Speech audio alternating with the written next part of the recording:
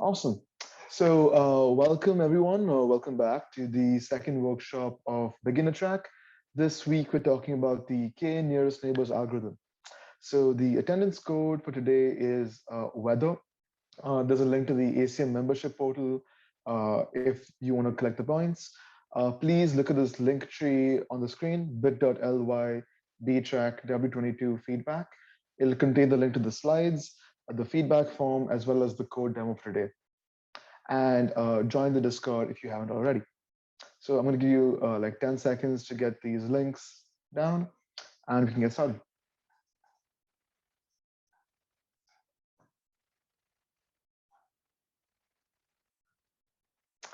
Okay, awesome. So, the K nearest neighbors algorithm, I want to start by giving you a little bit of a high level view, right? So we've all heard about machine learning and deep learning.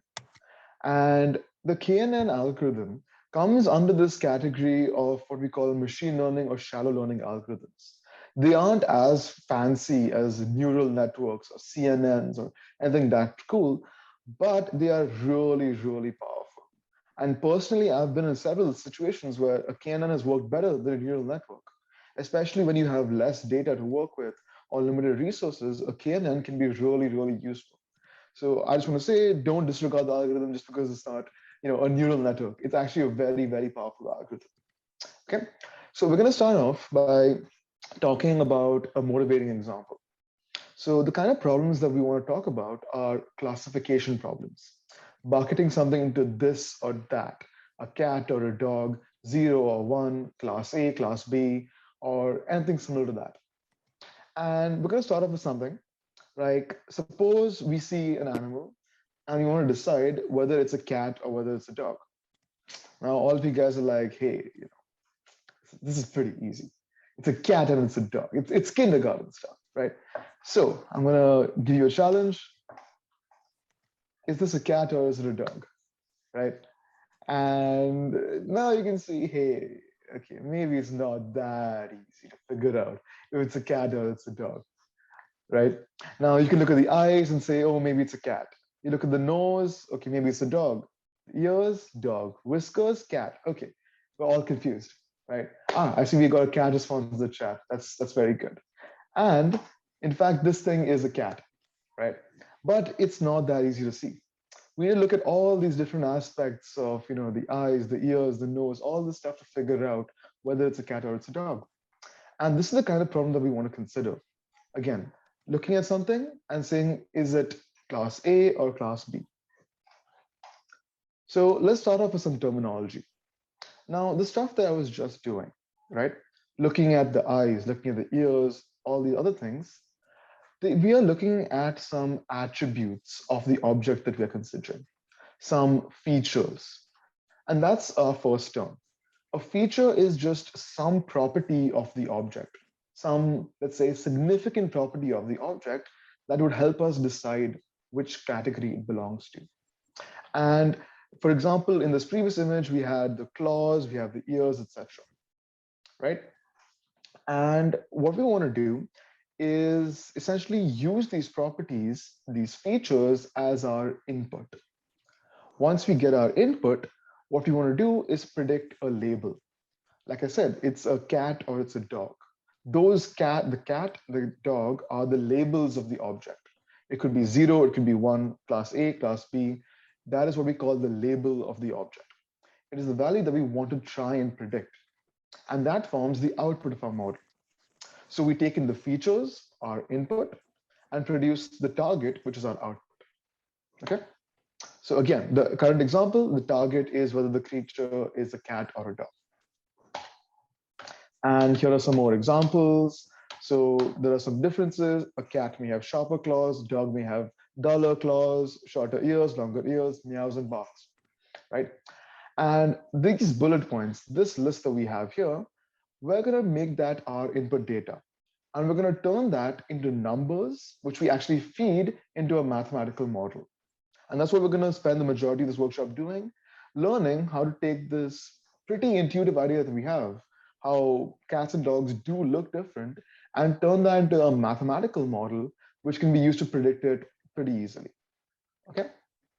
So yeah, let me pause here for a quick sec. Are there any questions about this introductory part?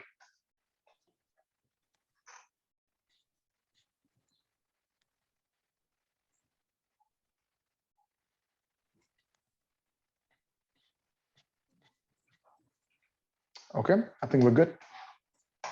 So let's start off with kind of understanding how the KNNs algorithm works. Okay, so let me explain what I have on this slide. We have this, let's say, scatter plot of all these various animals, these cats and these dogs. On the x-axis, we have the length of the ears, and on the y-axis, we have sharpness of claws. And all these different data points, the dogs and the cats, are plotted using these two features. And as you can see, we have this kind of cluster that's forming. All the dogs are very close to each other, all the cats are very close to each other. They're kind of separate, and we can kind of see where different animals lie. And suppose we're given this brand new mysterious animal that's been blocked out by this triangle, this shadowed out animal over here.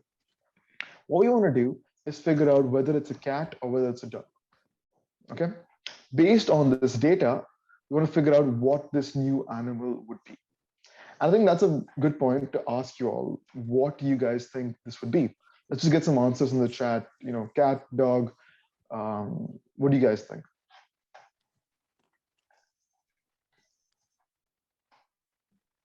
Okay, we got some cats. We got some cats. Any other responses? Okay, we got a dog there. Another dog. Another cat. Cat. Okay. Okay. Okay. Very cool. Right.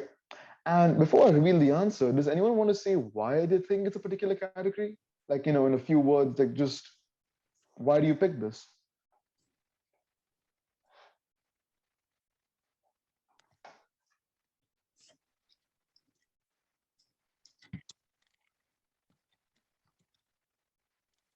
Okay, okay.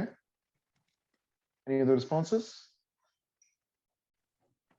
Okay. Okay, cool, cool, cool, cool. So yeah, we got some answers, right? One of the answers is it's closer to the cat group. Another answer is if we draw a line separating them, the cat will be in the cat category, I guess. Another answer is long tail. I couldn't find a big enough triangle, but yeah, that's a good way to look at it, right? And yeah, all you guys are actually looking in the absolutely correct direction. It's that this mysterious image is much closer to this category than it is to this category. That is kind of the crucial point here. The closeness, the distance, the neighborhood is what matters. So this triangle falls into this category just because it is closer to it. And in fact, yes, we have a cat. So what we've done, we can kind of look at this neighborhood, this circle surrounding the cat, and just look at how many other animals fall into it. In this particular circle, we see that we have 4 cats and 1 dog. And we're like, hey, cats would probably be closer to cats. Therefore, this mysterious new object is a cat.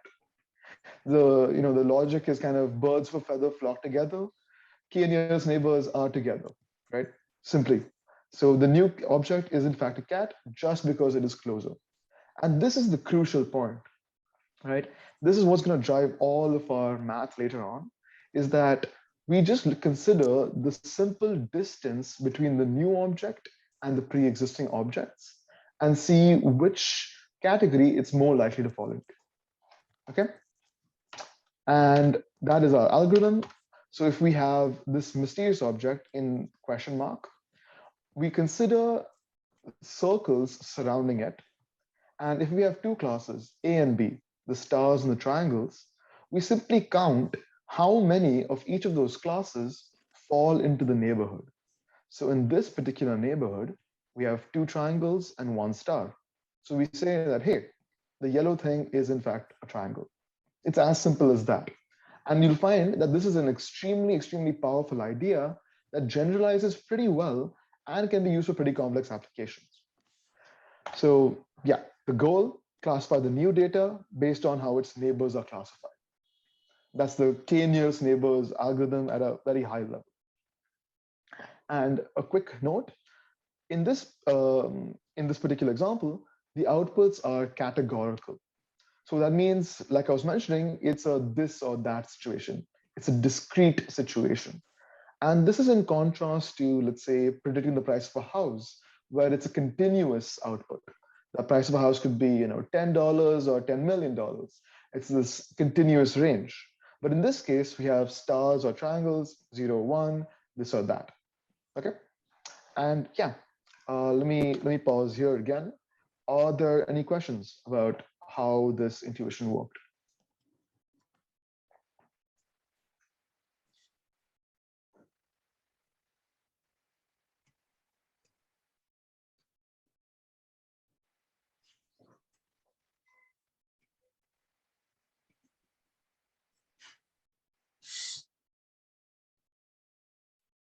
Okay, I think we're good. Yeah, Claire, do you want to take over? Yep. Let me stop sharing screen.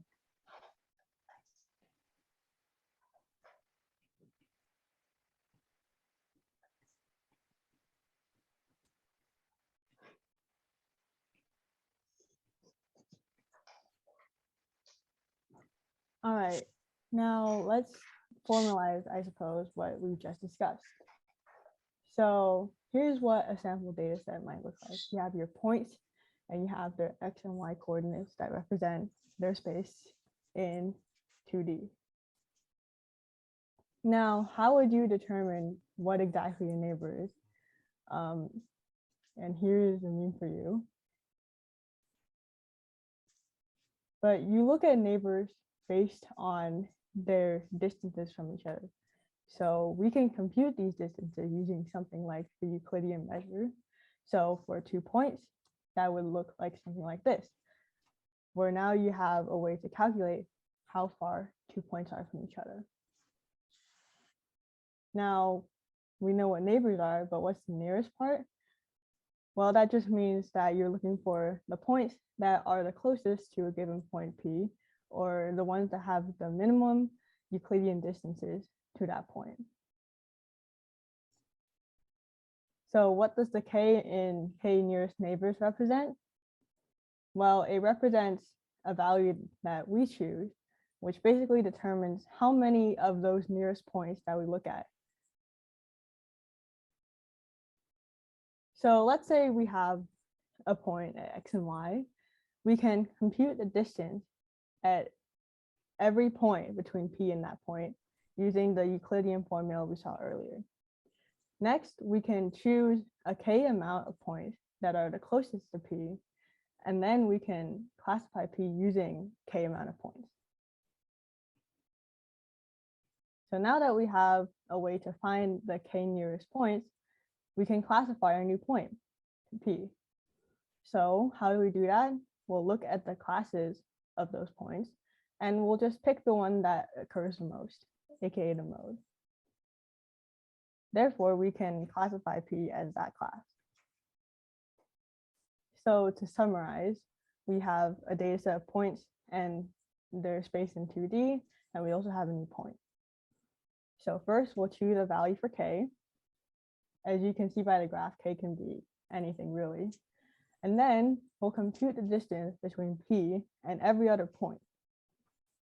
Therefore, we can choose the K amount of points that are closest, and therefore we just pick the class that's most common and assign that to P. So this is the class that P belongs to. So let me open up the quiz really quick.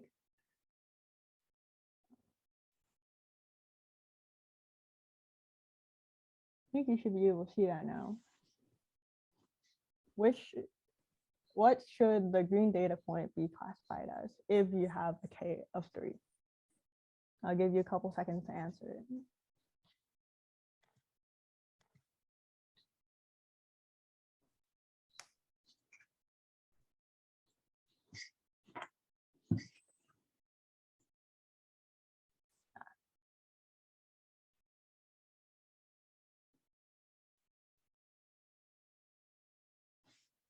5 more seconds.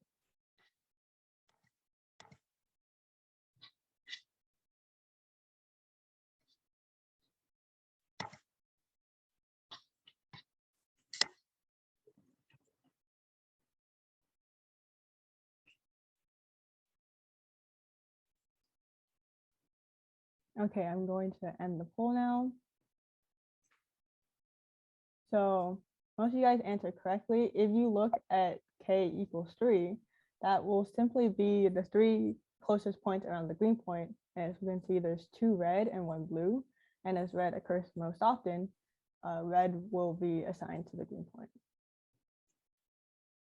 Before I go on, does anyone have any questions about how we got to that answer?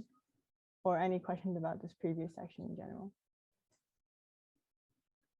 How do we like set the value of k? Like, We'll get into that in just a moment. good. Anyone else?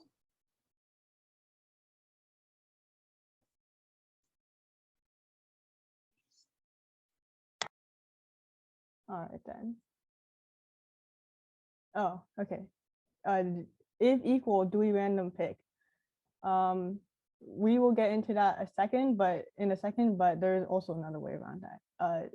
Randomly picking is an option, yes. So let's go a little bit more into the hyperparameter k. So how do we choose it? Well, choosing it matters mostly because the value of k you choose can actually alter your accuracy. For example, in this graph, at k equals 3, the mystery shape is a triangle. But if we expand k a little more to look at more nearest neighbors, the mystery shape is classified differently. It's actually classified as a star. So therefore, choosing k for these borderline cases can actually change your outcome. So therefore, we want to look at how to choose k. So which one is correct? Well, yes, we should try both and see which one gives us more correct answers. So more into how k can impact the outcome of the situation. In these two visual representations, we can see on the left side, we have a smaller value of k equals 1. And then on the right side, k is slightly larger at k equals 5. Now on the left side, you can see that most of the points, if not all, are assigned to the correct color, whereas in k equals 5, some of the points, like the 2 red ones in the green section at the bottom left, might be represented with the wrong color. So what do you guys think would happen if we pick a k that is too low? So you can think about noise or outliers in the data set. What do you guys think would happen?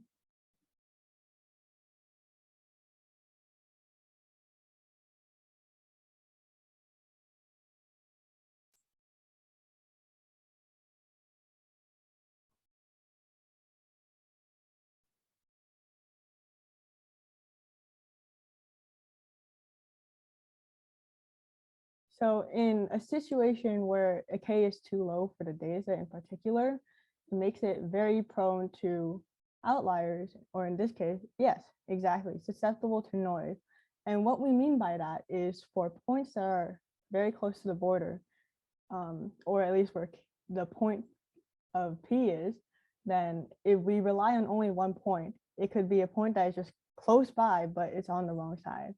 So therefore,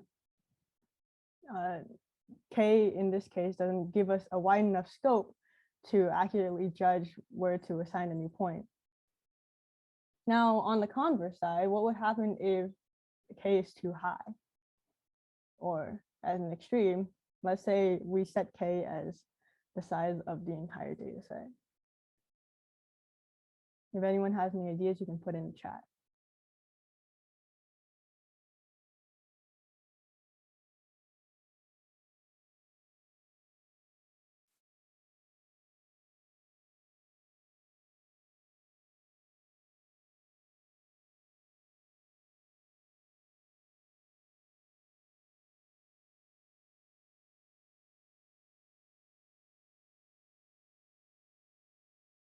Yeah, so as some people in the chat said, setting K as the size of the data set would favor the category of more data points.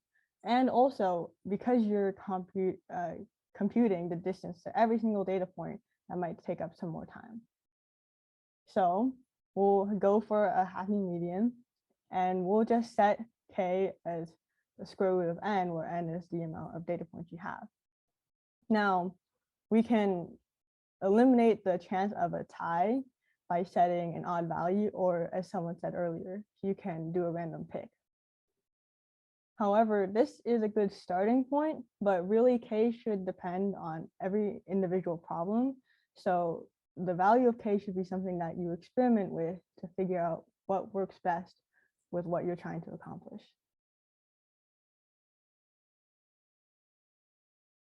So we have another quick quiz. Oh.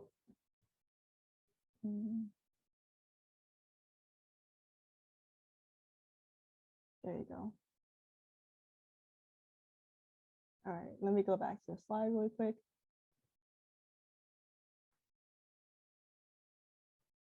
So if there are 170 data points in your KNN algorithm, what k value should you pick? I'll give you guys a couple seconds.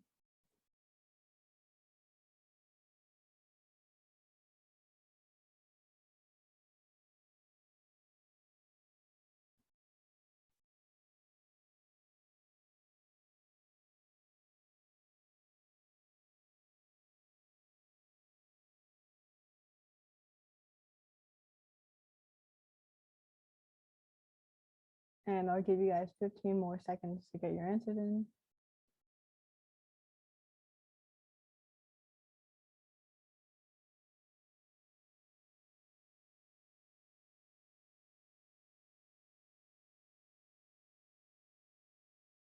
All right, so all of you guys answered correctly. Hooray. The square root of 170 is about 13, which is also an odd number. So that would eliminate the possibility of any tie. Now you might be wondering, hey, this is machine learning. Where's our training process? Well, the point of training is to make a model which has information from our data set. However, in the case of a KNN, we can just use the data set to do computation. So we don't actually have to train and create a model. That is why KNN is called a lazy learning algorithm, which essentially means that it doesn't actually produce a model, as opposed to an eager learning algorithm, which does produce a model. So KNN, you just use the data set to calculate your points.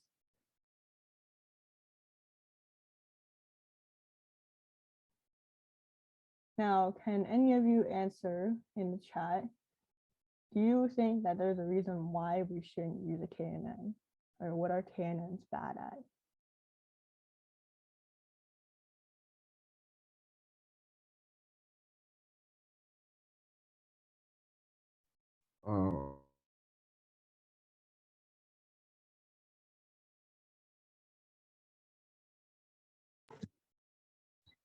It's too simple.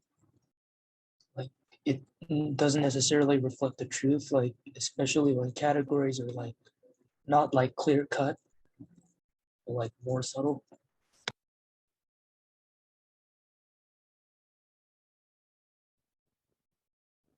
I see what you're getting at. And yes, I would say that that is one.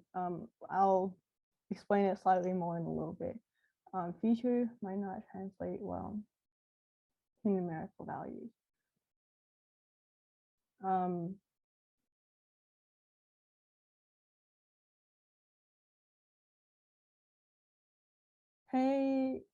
KNNs deal with features in terms of image classification. The numeric values, I don't know if you're thinking about the distance, which is separate from features. What are the data asymmetric across a data point?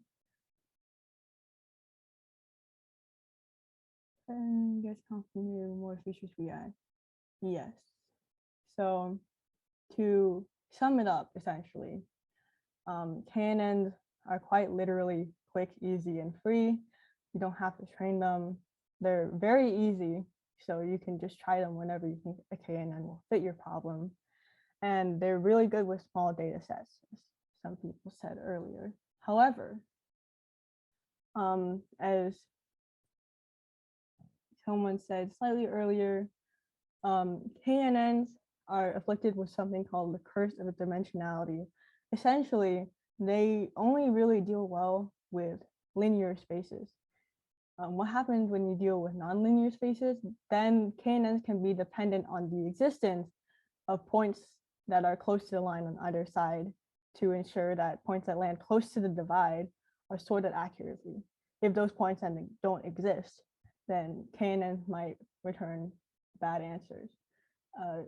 Points close to either side are called outliers, which KNNs are also susceptible to. So those are some things to keep in mind. And with that, I'll pass it off to Naman.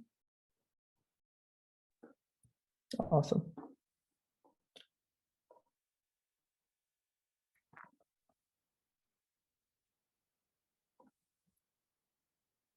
Just to be sure, can someone tell me what you're seeing right now?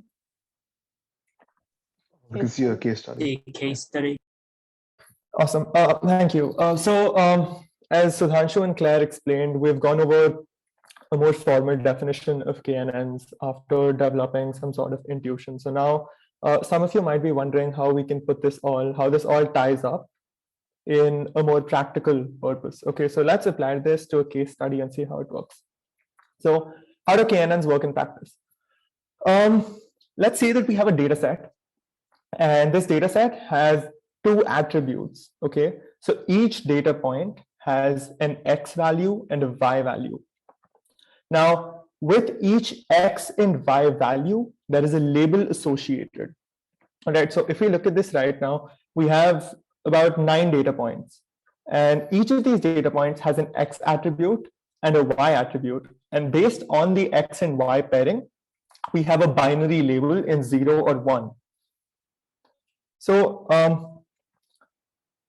let me give you a point P. Okay, a point P, 57, 170. And what we need to do is use a KNN. We'll think about this like a KNN would work it out. And we'll try to figure out how we label this point P, all right? So, of course, we have to classify this point P as a 0 or a 1. Now, like Claire mentioned, we'll be using the Euclidean distance to calculate the distance of the point P to all the other points in the data set. So we use the distance formula where x2 will be 57 and y2 will be 170, and x1 and y1 will change based on every single data point. Now, you don't have to do that. I've done that for you here. And you'll see that I've added a column to the same table, and I've reorganized this based on the order of increasing distance.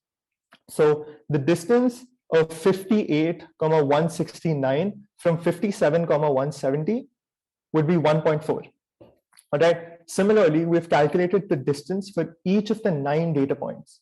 And like we can see, the distance ranges from 1.4 to 13.4. So the total number of data points, of course, is 9. So can any one of you probably unmute or write in chat and tell me what the K value will be out here? I'll roll over to Zoom. 3. Awesome. Yeah. So, of course, the square root of 9, which also happens to be an odd number, is 3. So we both avoid ties and we get a very good value of K over here. So here's what we do. Now that we have a K and that we have a nice little table with all the distances, we can look at the first K number of values. Okay, so we look at the first 3. We look at 58, 169, 55, 170, and 57, 173. And we look at the labels here. So the label for the first one is 1, for the second one is 0, and for the third one is 1. So we have 2 1s and 1 0. So of course, since within the K, the label 1 is in a majority, we give our point P the label 1. Now, let me recap KNNs quickly and just run over what we did. We had a data set with 9 points, and we had a new point P, which we had to classify. We computed the distance between P and each single sample in the data set, and we put it into a table. We used the Euclidean distance formula. And then we sorted the data set based on the distance. After that, we calculated the value of k. Now, the value of k, of course, was the square root of 9, which was the number of data points. And then we selected k entries from our data set. And then we found the most common classification, which happened to be 1. And then we assigned the test data point p a value which was the most common classification. So we can say that a KNN would model p as 1 over here. So let's talk about another important concept, data normalization in KNNs. And this is a very important part of pre-processing the data before we feed it to an algorithm. So can someone tell me what the issue with this data set here is? Just look at the data set. Does something seem off to you? Something that could hinder our working with, of course, our KNN? It's not ones and zeros. It's a whole range of numbers. Mm-hmm. Okay, so I see what you're getting at, but the point here is that these are technically ones and zeros. Okay, we've classified them as zeros and ones. So when we talk about 0 and 1, we don't look at the data point values, we look at the labels. So if you look at it here, all of these red ones are class zeros, and all of the blue ones are class ones. So the green ones are just the 10 nearest data points, which are either red or blue. The point I'm trying to get at is the fact that this isn't distributed correctly. All right, so if you look at this, there is a wide distribution along the x2 axis. However, if you look at the x1 axis, all of our data is concentrated along a very small range. Now that can affect our data and our processing in general. Think about it like this. Say we have two individuals, okay? One of them is aged 25 and makes $50,000 a year. And the other is aged 30 and makes $100,000 a year. Now, the point here is that when we try to calculate the distance between these two, we note that one of the, one of our attributes actually tends to deter our calculation of distance, which means that because because the income is so much larger, that skews our KNN and our model in a different way. So that's what's happened here. All right, all of our data points here are between, say, on the x1 axis, they're between -5 and +5. But on the x2 axis, they range from -15 to +50. So this is an issue. What we try to do is normalize this data. Now let's talk about how we normalize this data and what it gets us. So normalization is done in the following way. All right, we take one of our features, one of our attributes. Say we take income, okay, and we take one specific income point, and with that income point, we try to calculate a normalized version, which means we take the input point and we subtract the mean value of all those input points. All right, so I take one specific income and I subtract the mean income of the entire data set. And then I divide it by the standard deviation. What that gives me is something like this. Okay, this is the data without the normalization, and this is the data with the normalization.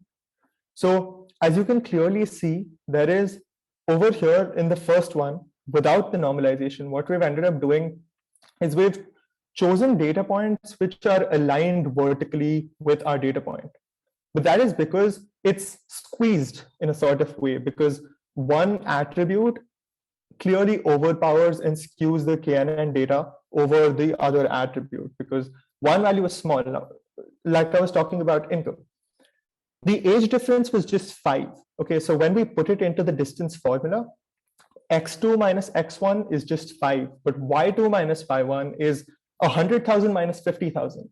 So the value of that 5 is actually so low compared to the 50,000 that we have to normalize our data to get something more fair, which is what we do here. We normalize the data by using this formula, and then we plot our points, and then we run it through the algorithm. I'll pause here if anyone has any questions, but post this, we'll be delving into a code demo by Sudhanshu, and we'll be working on the Google Colab. And if you want, the link is on our feedback form, so you can follow along. And yeah, Sudhanshu, would you like to take over?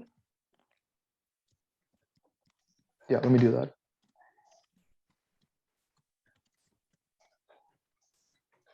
Okay.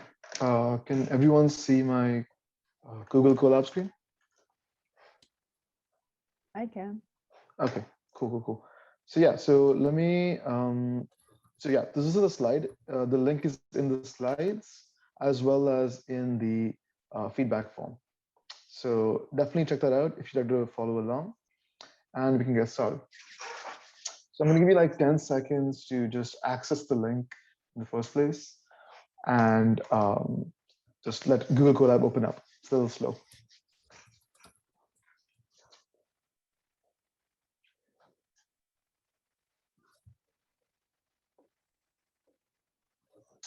Okay, I'm gonna assume that everyone has the link open.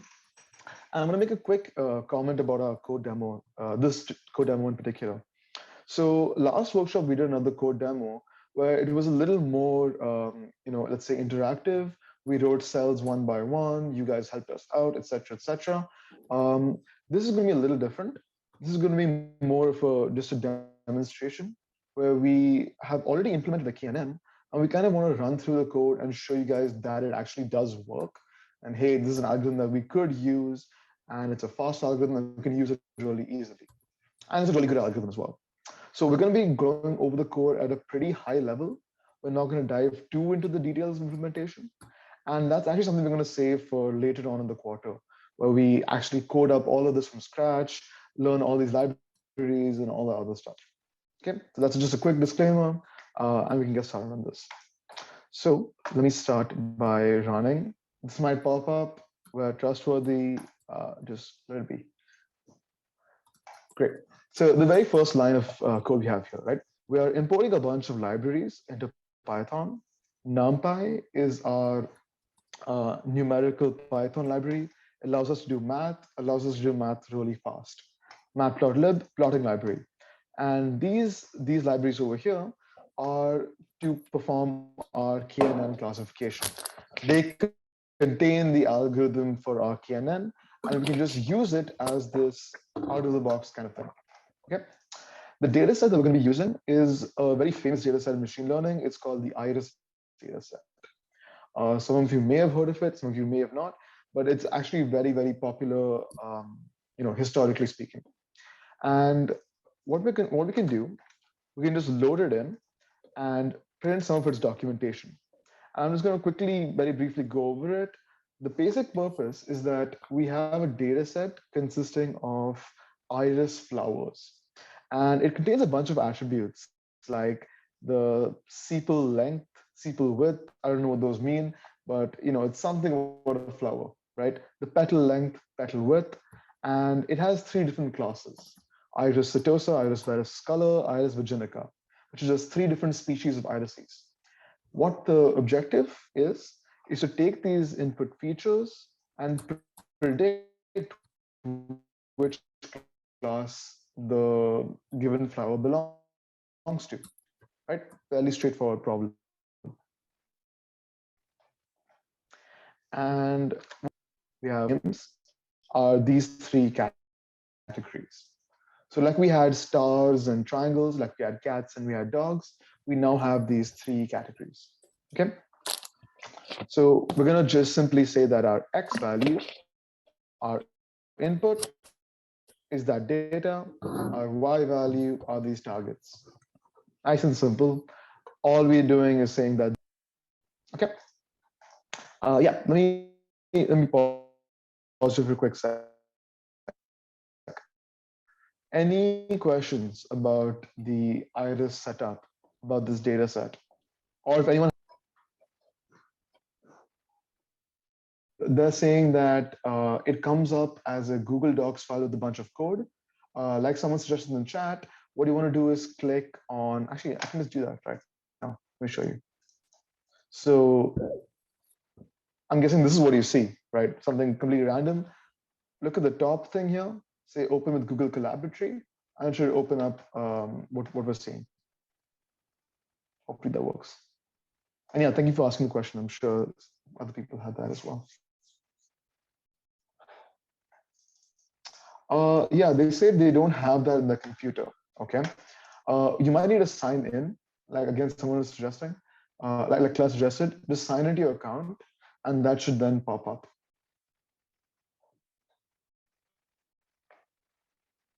Yeah, Google Colab is a little finicky, but it's definitely useful to get used to.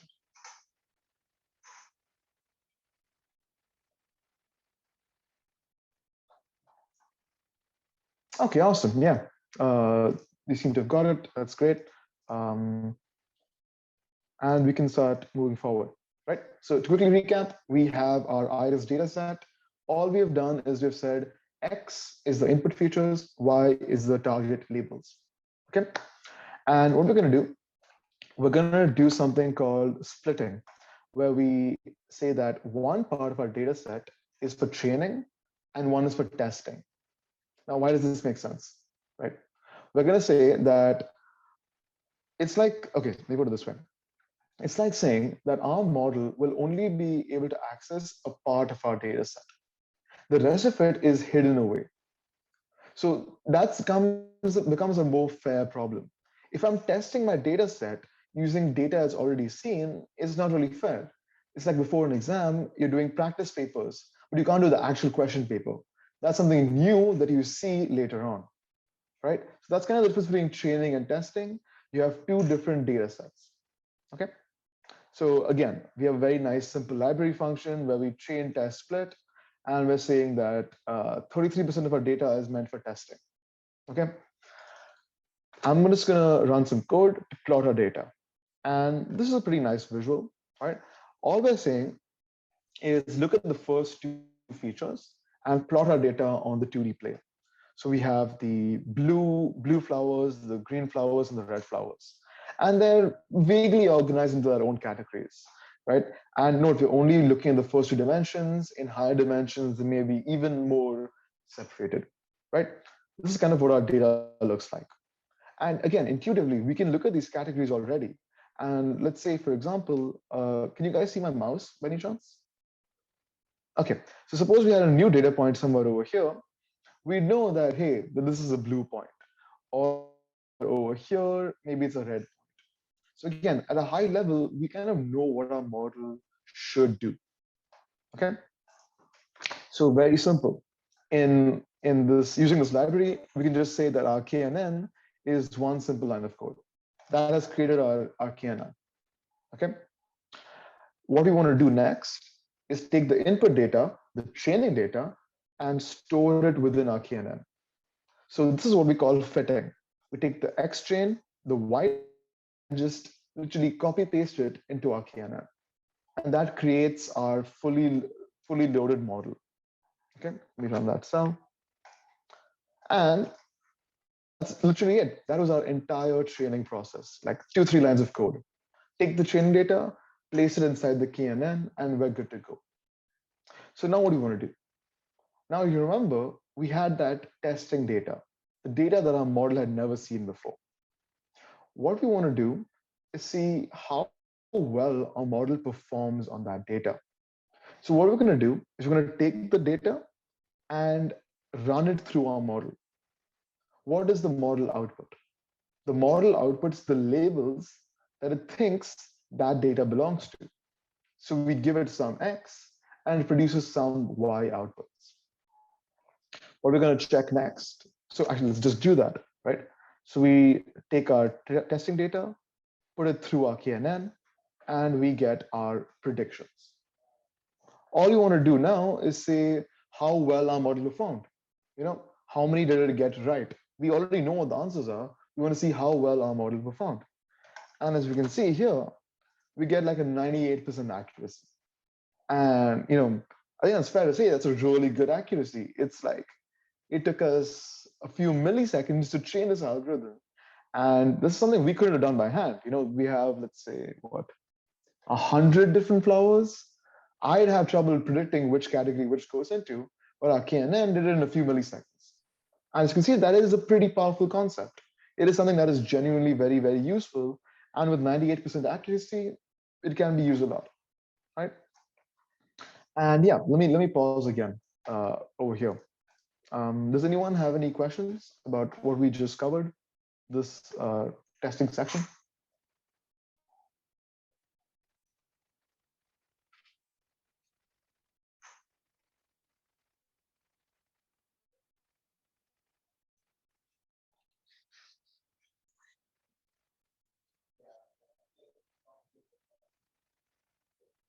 Okay, I think we're good. Okay, so the next sort of mini task, which is very commonly done, is finding the best K value. Like we discussed in our slides, the K value is actually quite crucial, right? It kind of determines pretty much everything that we do here. So we don't know beforehand what the best K value is. The square root of 10 is a good guess for sure, but we still want to check and make sure it's the best value we can do. So it's really simple. It's a very naive approach. We just try every K value. We just go through each K value, compute the accuracy, and say, hey, which one worked best? You know? So it's a very simple situation. We say for each K in this range, fit a classifier and compute the accuracy. So we do this and we say, oh, the best K value is 8. Great. There's no thinking involved, nothing too complicated. We just try every value and we find the best one. And we can do something cool here. We can just plot the K value versus the accuracy. So we can see if the K was like 2 or 3, we get a lower accuracy. If it's like around here, it's like as good as it gets, right? It's almost a perfect accuracy, which is great. And so it's about 10. And here's the cool thing, right? We had about 100 data points. The square root of 100 is about a 10. And our K value turned out to be 10. Now, again, this might not always happen, but it's a pretty good guess to use the square root of n as your guess for K. Okay. And yeah, let me quickly give you a high level of what we covered here, right? We had a data set, the flowers data set, the iris data set. We said that the input features are X, the output labels are Y. We split this data, training and testing. We plotted it, got an idea, got an intuition of what it looks like.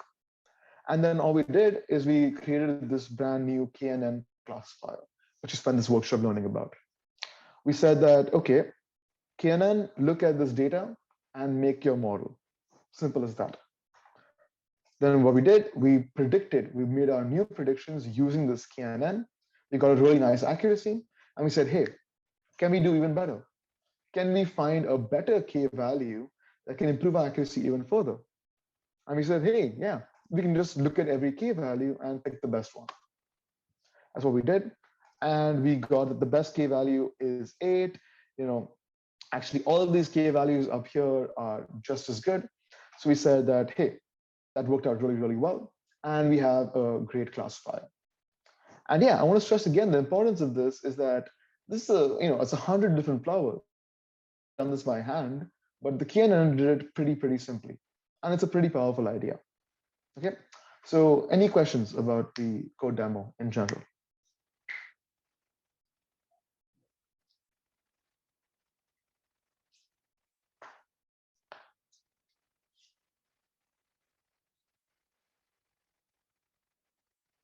Okay, I think we're good. Let me go back to the slides. And yeah, thanks a lot. That was our workshop. I'll get back to that right in a second. Next week is our workshop on linear regression. That's going to be a really important workshop. It's like the basis of all neural networks, deep learning, machine learning. Definitely try to make it if you can. And yeah, thank you so much for coming. Please fill out our feedback form as well. And yeah, I'm going to get your question in just a second. Do you want to end the recording?